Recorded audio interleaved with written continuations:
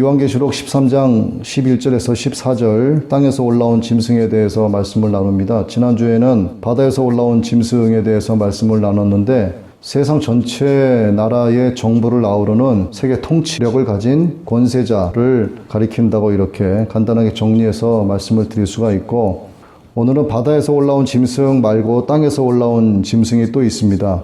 이 13장 후반부에서는 땅에서 올라오는 짐승 그리고 그 짐승의 권세에 대해서 기록을 하고 있죠. 이 짐승이 하는 짓이 대체 무엇이고 또 이를 통해서 마지막 때를 살아가는 성도들이 무엇을 깨달아야 하는지, 또 어떻게 신앙생활을 해야 하는지를 우리가 알아봐야 합니다. 땅에서 올라오는 짐승이 하는 짓을 보면 성도가 어떻게 깨어있어 준비를 해야 되겠다라고 하는 답이 자연적으로 수반이 됩니다. 근데 이걸 깨닫지 못하면 성도로서 어떻게 마지막 때를 살아가야 한다 하는 것을 알지를 못하는 거예요. 그러기 위해서는 영의 눈이 항상 열려 있어야 되고 영의 귀가 열려 있어야 되고, 그래야만 분별을 할 수가 있습니다. 저것이 땅에서 올라오는 짐승의 짓을 하고 있는지, 정말 하나님의 말씀을 선포하는 제대로 된 하나님의 종인지, 이런 것들을 분별하지 못하면 그게 누구 손해겠습니까? 말씀을 거짓되게 전하는 거짓 선지자는 말할 것도 없고, 분별하지 못하는 사람도 분별하지 못하는 것에 대한 죄값을 받을 수밖에 없는 거예요. 몰랐다? 모르는 것도 죄입니다. 내 백성이 나를 아는 지식이 없으므로 망하는도다. 하나님께서는 구약에서 말씀을 하셨죠. 하나님을 아는 지식이 없는 것 자체가 죄입니다. 하나님은 살아계시고 모든 천지 만물을 통해서 하나님의 살아계심을 우리에게 보여주고 계세요. 그런데 사람들은 하나님을 보지 못했다, 하나님이 어디 있냐, 표적을 나타내 보이라, 여러 가지 이유를 대고 이야기를 하는데, 하나님 앞에서는 그 어떤 누구도 핑계할 수 없다라고 성경은 기록을 하고 있습니다. 이 땅에서 올라온 짐승은 교회와 밀접한 관련이 있습니다. 이 짐승이 교회와는 거리가 굉장히 먼 부류이거나 교회와는 아예 상종도 하지 않는 그런 부류가 아니에요. 교회와 매우 밀접한 관계를 갖고 있습니다. 적이 어디 있느냐? 적은 멀리 있지 않습니다. 적은 항상 가까이 있고 안에 있어요. 땅에서 올라온 짐승은 우리 성도들과 매우 가까운 곳에 있다는 것을 말씀을 드리는 건데, 어쩌면 우리가 늘 접하는 종교 지도자들 가운데 한 사람일 수 있어요. 또 우리가 늘 접하는 종교 지도자들 전체일 수도 있어요. 그래서 설마 그럴 리가 있을까? 설마 저분이 저렇게 유명하신 목사님인데 설마 저분이 땅에서 올라온 짐승의 짓을 하겠어? 이렇게 스스로 그 짐승 짓을 하는 목사의 무료 변호사를 자청해서 이야기하는 성도들도 많아요. 왜 그런가? 영분별이 안 돼 있기 때문에 저게 제대로 말하는지 아닌지를 깨닫지를 못하는 겁니다. 그 죄값은 그 성도가 치를 수밖에 없어요.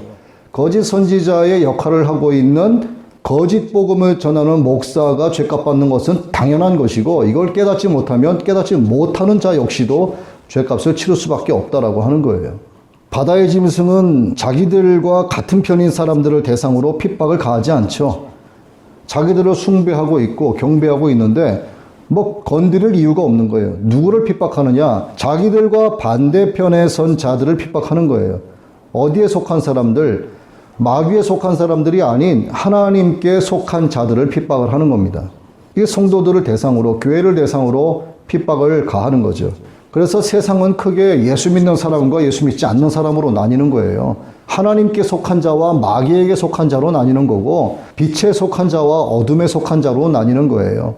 주님의 신부에 속한 자가 있고 주님의 신부에서 벗어난 자가 있는 겁니다. 알곡이 있고 쭉정이가 있고, 천국에서 주님과 함께 영원히 왕노릇할 무리들이 있고, 마귀와 함께 지옥불에 던져질 사람들이 있는 겁니다. 이 전자의 사람들을 대상으로 바다에서 올라온 짐승, 땅에서 올라온 짐승, 이들을 조종하는 영, 곧 사탄이 이들을 핍박을 하는 겁니다. 그래서 우리는 핍박의 대상자가 되는 거예요, 지금. 그런데 이 핍박을 두려워해서 육신의 생명 몇 년 더 연연해 보겠다고 짐승의 표를 받고 짐승 앞에 가서 경배를 하고, 이렇게 되면 그가 과연 천년 만년 살 것인가? 길어봐야 3년 반이에요. 대환란에. 후기 3년 반을 이야기하는 겁니다.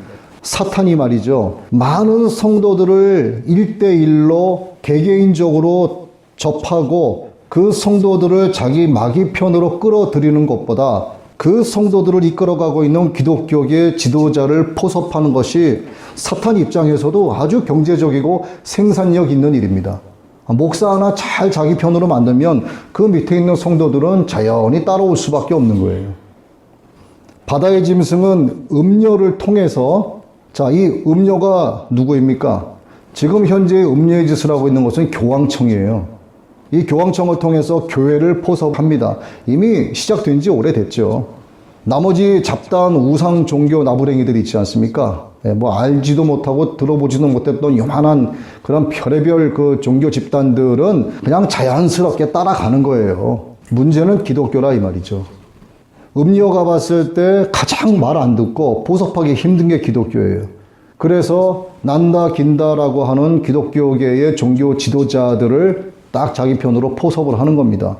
전 세계의 평화를 위해서 너희들의 하나님도 하나님이고 우리들의 하나님도 하나님이다. 부처도 하나님이고 우리 모두가 다 하나님께로 갈 수 있다. 우리는 하나다. 거기에 획가닥해서 넘어가는 거죠. 손을 잡고 함께 사인을 하고 뭐 WCC 종교다원주의 뭐 총회도 개최를 하고 별의 별 짓을 다 합니다. 마귀에 씌여 있기 때문에 자기들이 제대로 올바른 짓을 하고 있는지 이게 큰일 날 짓을 하고 있는지조차 깨닫질 못하는 거예요. 어이가 없는 경우죠, 정말. 기독교계의 나름 지도자급이라고 하는 사람들은 이 떡밥에 눈이 멀어서 정말 다시는 돌아 나올 수 없는 그런 죽음의 어항 속으로 지들이 스스로 들어가는 거예요. 살아있는 것처럼 꿈틀대는 낚싯밥에 눈이 멀어서 덥석 낚싯바늘을 무는 겁니다. 바늘을 빼려고 하면은 지 주둥이가 찢어지기 때문에 그냥 딸려가는 거예요. 한번 물었기 때문에 놓을 수가 없어요, 이제는. 그 끝이 마귀의 끝과 같다라고 하는 것을 그들이 아는지 모르는지 모르겠어요. 모르니까 그런 짓 하겠죠. 정말 알면서도 만약에 그러는 것이면은 정말 어리석고 완악하기 때문에 그런 거예요. 그리고 설사 몰라서 그렇게 했다고 해도 그거는 절대로 핑계가 되지 않습니다. 앞서 말씀드린 대로 무지도 죄예요. 깨어있지 않기 때문에 분별하지 못한 것이고 그래서 마귀가 그에게 틈탄 것입니다. 이랬거나 저랬거나 마귀 손잡고 지옥불로 함께 들어가는 것은 그 결과가 뻔한 거예요. 자, 그러면은 이 짐승이 상징하는 의미가 무엇이고 이 짐승의 주된 활동이 무엇인가를 한번 조금 더 구체적으로 보면 11절에 보시면 땅에서 새끼 양같이 두 뿔이 있는 모습, 이런 묘사가 나옵니다. 새끼 양으로 나와요. 새끼 양같이 두 뿔이 있는 모습이다. 이렇게 올라온 두 번째 짐승이 말을 하는데 무엇처럼 말을 하는가? 용처럼 말을 한다고 해요.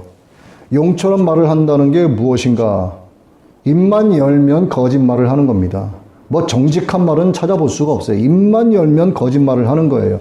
그런데 그 거짓말이 너무나도 기가 막히기 때문에 분별하지 못하면 그게 참말로 느껴지는 것이고 그 말이 곧 진리다라고 받아들이게 되는 거예요. 그럴듯한 말로 속이고 아주 사기치는 데는 선수 중에 선수죠. 그 입에서 나오는 모든 말에 하나님의 생명이 전혀 없다는 거예요, 이게. 검게 썩어버린 호수에서 올라오는 역한 냄새 같은 그 말이 그 입에 주렁주렁 매달려 있는 겁니다. 진실은 찾아볼 수가 없죠. 근데 깨어있지 않으면 그 말이 진리로 들리게 된다. 그래서 성도는 마지막 때 깨어있는 일에 집중을 해야 되고 성경적 관점에서 세계 정세를 읽을 수 있어야 되는 거예요. 또 바다에서 나온 짐승에게 아첨을 합니다. 그리고 그를 떠받들어서 모시는 일에 전적으로 헌신을 다하죠.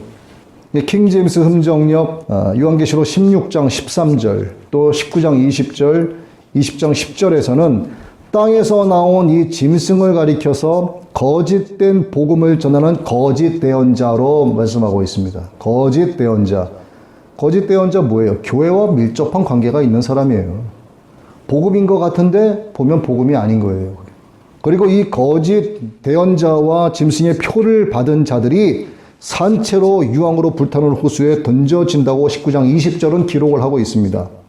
그리고 20장 10절은 바다에서 올라온 짐승과 땅에서 올라온 짐승인 거짓 대언자가 있는 곳에 던져져서 영원 무궁토록 고통을 받을 것이다. 이렇게 기록이 되어 있어요. 자, 사탄은 물론이고, 그러니까 용은 물론이고, 바다에서 올라온 짐승, 땅에서 올라온 짐승, 얘네들은 물론이고, 이들 편에 선 자들, 짐승의 표를 받은 자들 역시도 얘네들과 똑같이 취급을 당하는 겁니다. 오늘 13장 11절에서 14절 말씀을 우리가 읽었는데, 이 말씀을 자세히 보시면은 짐승의 정체를 우리가 분명히 알 수 있어요. 이 짐승이 바다에서 나온 첫째 짐승 앞에서 권능을 행사한다고 합니다.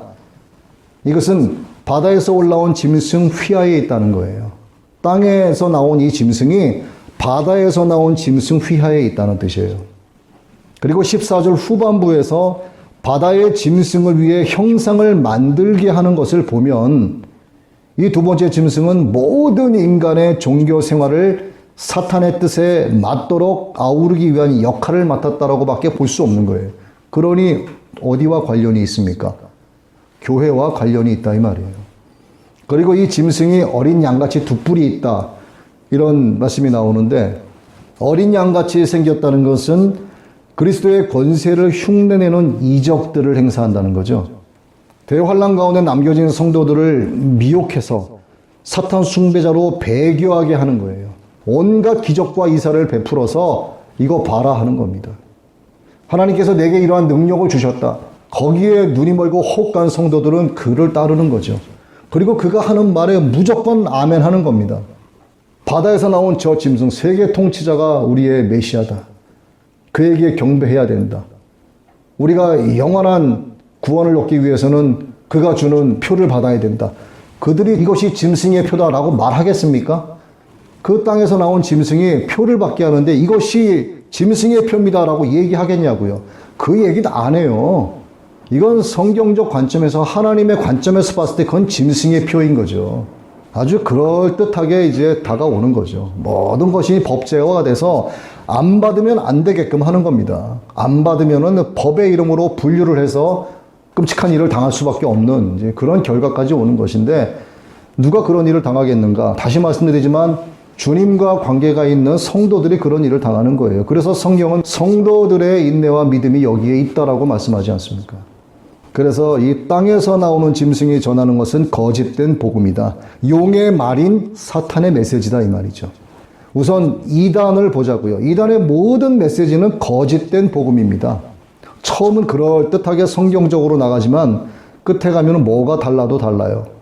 요즘에는 끝까지 가지도 않아요. 시작부터 아예 대놓고 이단 짓을 합니다. 잘 분별해서 듣지 않으면 복음을 그럴듯하게 흉내낸 거짓 메시지에 두 손 들고 아멘하게 되는 거예요. 혹시 직접 보셨는지 모르겠는데 살아계신 하나님 만세하고 단위에서 이야기하니까 수많은 군중들이 두 손 들고 아멘을 합니다. 그리고 바로 이어서 살아계신 부처님 만세 하니까 그 사람들이 똑같이 두 손 들고 아멘을 해요. 여러분 보셨어요 그거? 국민들의 힘을 하나로 모으겠다라고는 취지는 좋은데 아무리 분위기에 휩쓸린다라고 해서 그렇게 하면 안 되는 거죠. 성도들도 마찬가지예요. 뭐가 뭔지 모르고 분위기에 휩쓸리니까 부처님 만세해도 아멘 아멘 하는 거예요. 그 분위기와 틈을 타서 살아계신 부처님 만세하고 두 손 들고 아멘하고, 구국을 위한 기도에도 좋고 현 정권 타도를 위한 집회도 좋아요. 그 자리에 악이 숨어든 거야. 악이 어떤 모습으로? 양 같은 모습으로 숨어드는 겁니다. 멀리서 찾을 것도 없어요. 그리고 하나님 기준의 선과 악이 짬뽕이 돼서 분위기를 막 업시키고 수많은 사람들이 모인 자리에서 하나님 만세, 부처님 만세를 외치고 둘 다 아멘 아멘 하는 거예요. 이게 실수라고 말할 수 있을까요, 이것을? 이건 실수라고 볼 수 없는 거예요. 이렇게 분위기에 휩쓸려서 조금만 정신줄 놓으면 나도 모르게 우상 숭배하게 되는 겁니다. 이게 아주 좋은 예시가 되는 거예요. 그래서 종교 지도자들의 역할이 중요한 겁니다. 그래서 기독교계의 지도자급 되시는 목사님들은 물론이고 모든 성도들은 하나님 앞에서 입 열기를 정말 조심하고 두려워해야 되는 거죠. 킹제임스 음정역 전도서 5장 2절의 말씀인데, 내 입을 경솔히 열지 말며 하나님 앞에서 내 마음이 급하게 어떤 것도 말하지 못하게 할지니 하나님은 하늘에 계시고 너는 땅에 있나니 그런즉 내 말 수를 적게 할지니라. 말을 많이 하면 실수하게 됩니다. 그리고 더더욱이 이 사람 많은 곳에서 자기 말 한마디에 온 수많은 군중이 두 손 들고 화답을 해주면 그 기분이 어떻겠어요? 정치하는 사람들이 그런 분위기, 그런 기분 잊지 못하는 겁니다. 연예인들이 무대 위에서 올라가면은 거기에 온 관중석에서 환호를 하고 박수를 치고 언니 오빠 외치는 그것을 잊지 못하는 거예요. 정치나 연예계 쪽이나 그래도요, 교회 목사님들도 그런 분위기에 휩쓸리게 되면 이러한 중차대한 실수를 저지르게 되는 겁니다. 그러나 이것은 실수라고 볼 수가 없는 거예요. 이건 철저하게 하나님 앞에서 마음을 찢고 금식하고 회개해야 될 문제입니다. 아무리 목적이 좋아도 방법이 틀리면 이건 안 되는 거죠. 그리고 회개를 했다고 쳐도 뭐 모르는 사람들이 그 얘기 들으면 이게 뭐지? 라고 생각을 하는 겁니다. 아, 부처님 만세해도 아멘 해도 되는구나 이렇게 생각을 하는 거예요. 이게 얼마나 큰 악영향을 끼치는지 이걸 알아야 되는 겁니다. 회개를 해야 되는 겁니다. 회개. 진리는 간단해요. 진리는 수식어가 붙지 않습니다. 수식어가 필요 없어요. 짧아요. 아주 심플합니다. 그런데 가짜는 어때요? 가짜는 복잡합니다. 이것저것 수식어가 많이 필요해요. 여러분들 어디를 가시더라도 누구와 만나 대화를 하시더라도 하나님 앞에서 삼가 말을 적게 해야 되고 최대한 말실수를 줄여야 돼요. 최대한 거짓말을 하지 말아야 됩니다. 왜곡하는 것도 마찬가지고 과장되게 말하는 것도 거짓이에요. 그리고 축소시켜서 말하는 것도 거짓입니다. 전혀 안 하고 살 수는 없어요. 전혀 안 하고 살 수는 없어요. 그러나 만일 이러한 일로 인해서 죄를 범했다면 그 밤을 넘기지 말고 하나님 존전에서 반드시 회개해야 합니다. 그러나 회개를 아무나 다 하느냐? 절대 그렇지 않아요. 회개하는 자는 복 있는 자예요. 회개는 복 있는 자가 하게 되는 것이고 하나님의 은혜를 입은 자만이 회개할 수 있는 거예요. 하나님을 아버지라 부를 수 있는 자만이 회개할 수 있는 것이고 성령으로 충만한 자만이 회개를 할 수 있는 거예요. 양심에 화인 맞은 자는 회개의 필요성을 전혀 느끼지 못합니다. 회개하지 않아요. 하나님을 향한 두려움도 전혀 없습니다. 이런 사람이 만일 기독교계의 지도자로 있다면 어떻게 되겠는가? 이건 상상하기도 끔찍한 일이에요. 땅에서 올라온 짐승이 바로 이와 같은 겁니다. 양심에 화인 맞은 기독교계 종교 지도자가 바로 땅에서 올라온 짐승의 짓을 하게 된다 이 말이죠. 여러분은 여러분의 주변에서 짐승 같은 짓을 하는 목사들을 혹시 보셨는지는 모르겠습니다. 여러 경로를 통해서 짐승 같은 짓을 하는 목사들의 이야기를 들어보셨는지는 모르겠어요. 만약에 아직도 단 한 번도 그런 이야기를 들어보지 못했다라고 하면은 아직 깨어있지 않은 것이거나 영적 분별력이 없다고 봐도 과언이 아닙니다. 왜? 너무나 많기 때문에. 생각보다 많다는 사실을 알고 계셔야 돼요. 그래서 늘 하나님 존전에서 회개하고 깨어서 기도하고 늘 하나님 말씀을 거울 삼아 나를 비춰보는 그러한 노력이 반드시 우리에게 필요합니다. 오늘 본문에 땅에서 나온 짐승은 사람들로 하여금 하나님의 진리를 떠나게 하고 바다에서 나온 짐승을 경배하게 하고 섬기게 합니다. 지금 그 전초 증상들이 나타나고 있다는 것은 여러분들도 아실 겁니다. 범신론이잖아요. 종교다원주의 아닙니까? NCCK, WEK. 한국을 대표한다는 거대 기독교 교단들이 이곳에 일면을 장식을 하고 있습니다. 명분은 좋습니다. 귀로 듣기에 전혀 거슬리지도 않습니다. 하나님의 사랑으로 저들을 대하고 그리스도의 사랑으로 저들에게 복음을 전하려 한다 하는 그런 마음을 갖고 있다. 인터뷰하면 그렇게 이야기를 하죠. 과연 그렇게 되겠는가? 그 음녀들은 그들의 머리 꼭대기 위에 앉아 있어요. 그래 하면서 일단 들어오면은 못 빠져나가는 겁니다. 이 사람들도. 과연 그들이 주님 앞에서도 똑같이 말할 수 있을까? 못하죠. 여기에 속한 모든 사람들은 이것이 얼마나 심각한 문제인지를 직시하고 두렵고 떨리는 마음으로 하나님의 얼굴을 구하고 마음을 찢고 회개해야 합니다. 예를 들어서 우리 교단도 WCC에 가입되어 있지만 우리 교회는 WCC를 반대합니다. 그러니 우리는 괜찮겠지 라고 말씀하시는 목사님들도 계세요. 뭐 그런 교회 많죠. 이에 대해서 여러분은 어떻게 생각을 하십니까? 과연 괜찮을까? 괜찮았으면 좋겠어요. 그런데 만약에 제가 속한 교단이 그렇게 되어 있다면 저는 지체하지 않고 바로 그 교단 나옵니다. 이럴 경우 교단의 문제가요, 나의 문제가 되는 거고 우리 교회의 문제가 되는 거예요. 이것을 절대로 간과해서는 안 됩니다. 그래서 통합 측의 많은 목사님들이 대거 통합 측에서 탈퇴를 했어요. 정말 훌륭한 분들입니다, 그분들. 그렇게 해야 되는 거예요. 세상 권력을 등에 업은 교회는 땅에서 나온 짐승의 짓을 합니다. 바다의 짐승과 결탁한 교회도 땅에서 나온 짐승의 짓을 해요.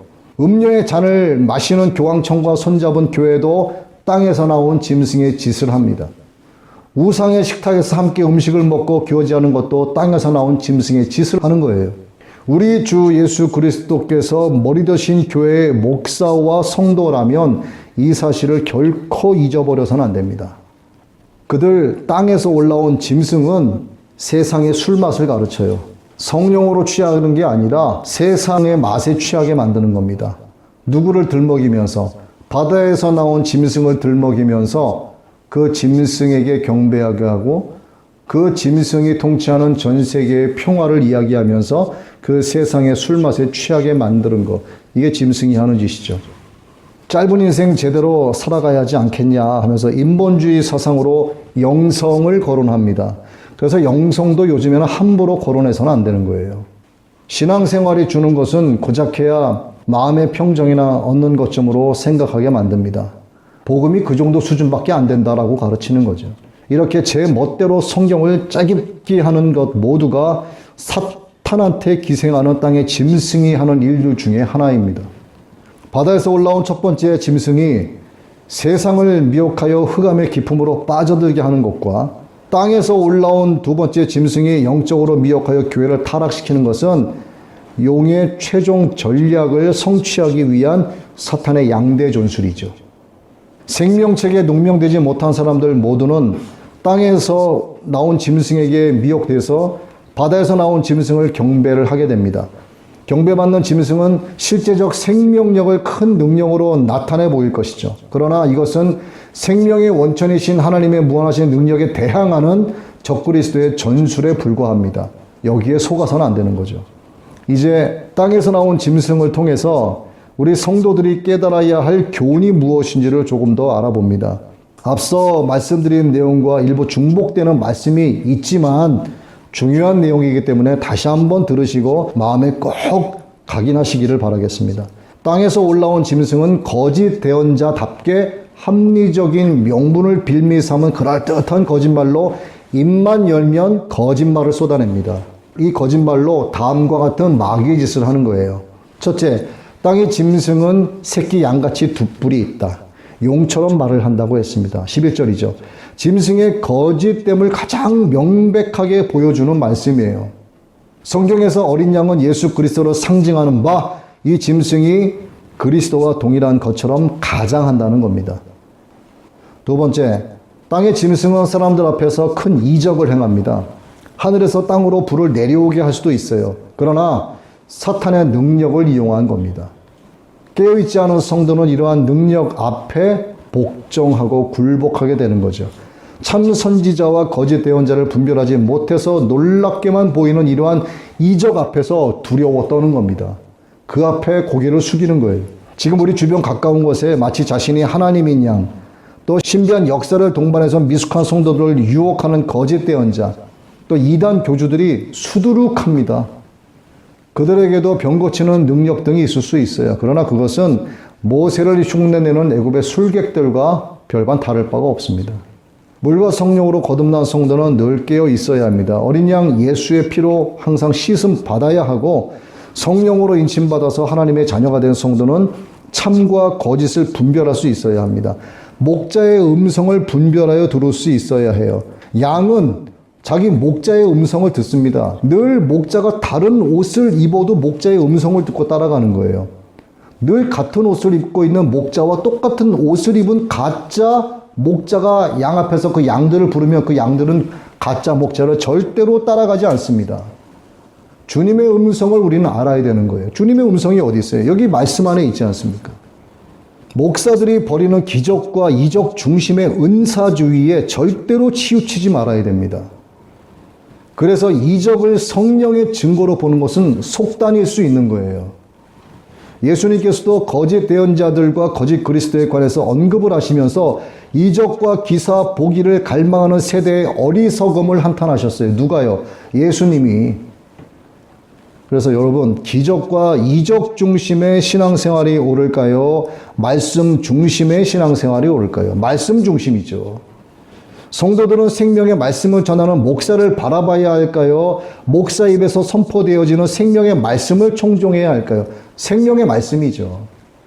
진리는 말씀에 많은 수식어가 필요할까요? 필요 없을까요? 필요 없어요. 선악의 기준은 세상을 기준으로 할까요? 하나님의 다림줄로 할까요? 하나님의 다림줄로 하는 거예요. 세상의 마지막 심판이 오지 않을까요? 아니면 곧 올까요? 곧 옵니다. 하나님의 말씀대로 모든 것이 이루어져 가고 있습니다. 이제 그 끝이 거의 다 되었습니다. 우리가 이 사실을 알고 있다는 것 자체가 엄청난 축복이에요. 우리의 이름이 생명책에 기록되어 있다는 것을 뜻합니다. 마지막 때 이 계시록의 말씀을 듣고 보는 자는 복이 있다라고 주님은 말씀하셨잖아요. 우리가 이기는 자로 서게 될 거라는 것을 뜻하는 겁니다. 그렇다면 그에 합당한 성도의 삶이 무엇인지를 늘 상기하고 마지막 이때 생명과 사망을 올바르게 분별할 수 있도록 깨어 있어야 합니다. 오늘 우리 모두가 생명의 길 끝자락에 이르게 되기를 주님의 이름으로 축복합니다. 나 홀로 주의 길 걸어가네. 주 빛으로 날 인도하시리. 주님 내 바라둔 불 내 길에 빛 되소서. 나 오직 주만 따르리. 내 평생 주께 순종하리. 주 은혜의 영광 찬양하며 주 이름 영광 위에 날 붙들어 주소서. 나 오직 주만 따르리. 예수 오소서. 거룩하신 주 예수 비추소서. 아름다우신 주 내 마음 모두 드립니다. 생명을 내주실 사랑의 왕 믿음에 눈 두고서 주의 팔에 기대어 나 오직 주만 따르리. 예수 오소서. 거룩하신 주 예수 비추소서. 아름다우신 주 예수 오소서. 거룩하신 주 예수 비추소서. 아름다우신 주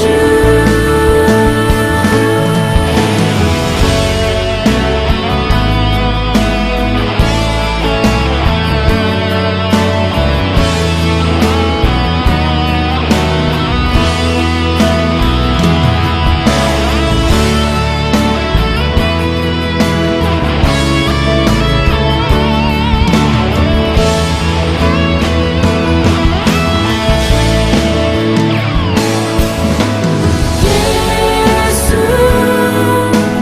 오소서. 거룩하신 주 예수